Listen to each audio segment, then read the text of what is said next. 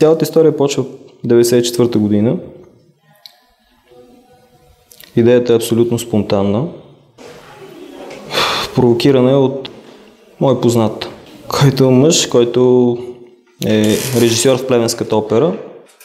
След като си бях направил поръчка за дреха при него, се оказа, че на всички им беше направил чудесни дрехи, на мен не можа да ми направи както трябва.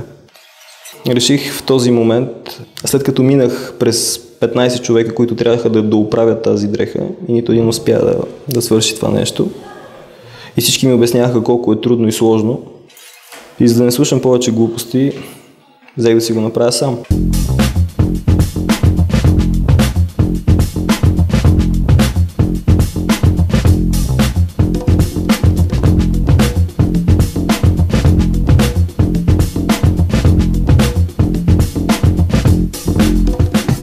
Голяма част от българските мъже, както и жени, непрекъснато носят дрехи с по 1-2 размера по-големи. Това е много често срещано, почти 90% от населението, но това идва от семейството, от възпитанието и така нататък. Повечето хора, аз също съм в това число, се ни е повтаряно десетки пъти: купи си по-голямо, за да го носиш по-дълго време и така нататък.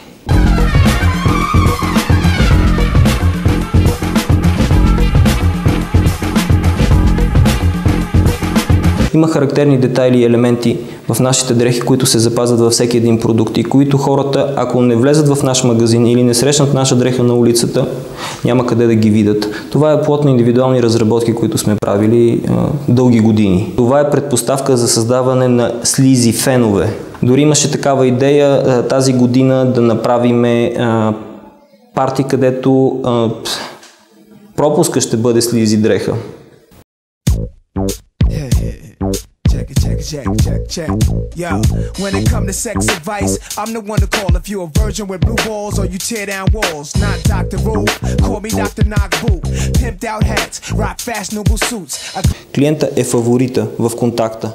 На него трябва да му се даде необходимото количество информация, поднесена по възможно най-компетентния начин от хората, които са на това ниво, които директно контактуват с него. Един шибан скапан продавач може да съсипе цял бизнес. Всички клиенти са уморени, особено от това да бъдат лъгани.